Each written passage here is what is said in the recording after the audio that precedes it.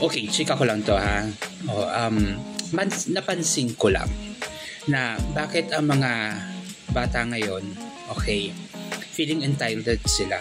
And this is one of my observation. Let me know if I'm right or wrong. Alright? So, first, ang mga parents kasi ngayon, okay, although wala akong anak, klaro ko yan.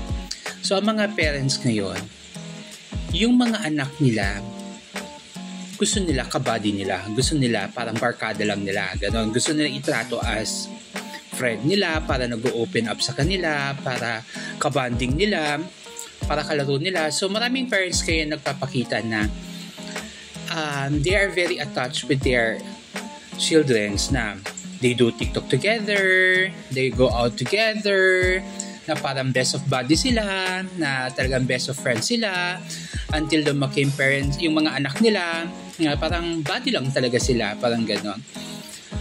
So, yung mga anak naman, ang response naman, o ang receive nila dun sa the way sila itrato ng parents sila is cool. That's very cool. Tama naman, di ba? Kaso nga lang, ang negative impact doon is, ang tingin nila sa parents sila, hindi parents, kundi buddy. Di ba? Kundi parang barkada, tingin, parang gano'n. So, if they feel something negative or against dun sa nararamdaman nila, alam mo yun, wala silang takot na sabihin sa parents silang galit sila. Ganon. Unlike sa panahon ng parents ko, kami, yung mga bata before, okay, ang parents, ako personally based on my experience, ang parents ko, never ako nakaramdam sa parents ko, especially sa daddy ko, na best friend kami, na best buddy kami, ganon. Ang tingin ko sa parents ko, especially sa father ko, is father. Okay? Tatay lang. Ganun. So, tatay na kailangan sundin, kailangan respetuhin. Kung papaluin ako, papaluin ako. Kung pagagalitan ako, pagagalitan ako. Pagsasabihan ako. Alam mo yun? So, siya magpapakain sa akin. Yun ang tingin ko. Alright? Tapos, nun, dumidisiplina sa akin.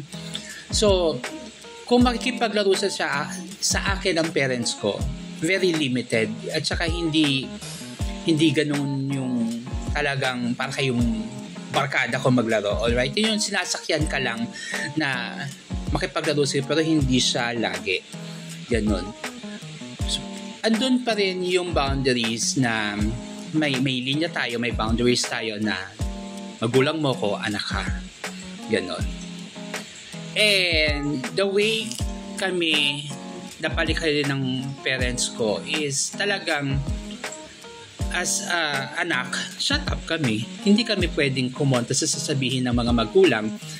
Tama man o mali ang magulang, shut up kami. At alam na mga ka-age ko yan, di ba? Pero, I know naman, yung mga parents ko, kung paano sila pinalaki ng mga parents sila, ng mga lola at lola ko, mas matindi. Siguro yung disiplina mas malupit. Talagang mas takot sila sa parents sila. So, parang na-adapt lang nila yung natakot nila sa parents sila na pinasa sa amin.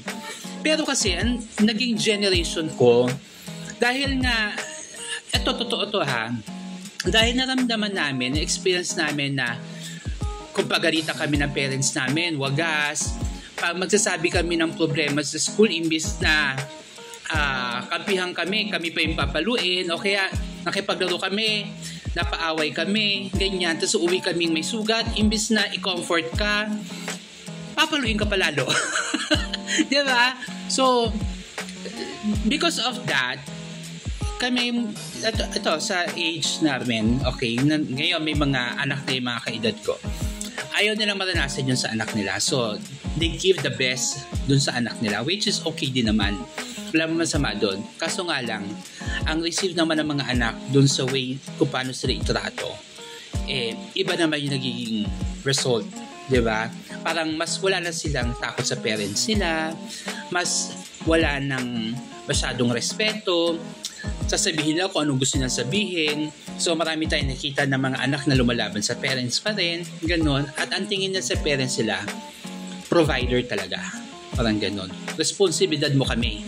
Diba? Kasi hindi naman kami sinilang sa mundo dahil hindi namin ginusto yun. Actually, may ganun din kami dati. na feelings, pero hindi namin siya pwedeng i-voice out sa parents namin. Pero ngayon, yung mga bata, parang easy lang sa kanila na i-voice out sa kanila yung mga ganung salita. Diba? So, yun. Actually, sino ba may kasalanan? Sino ba may kasalanan? Yung anak ba ngayon? O yung mga magulang ngayon? Diba? So, yun lang. Bahala na kayo mag-isip.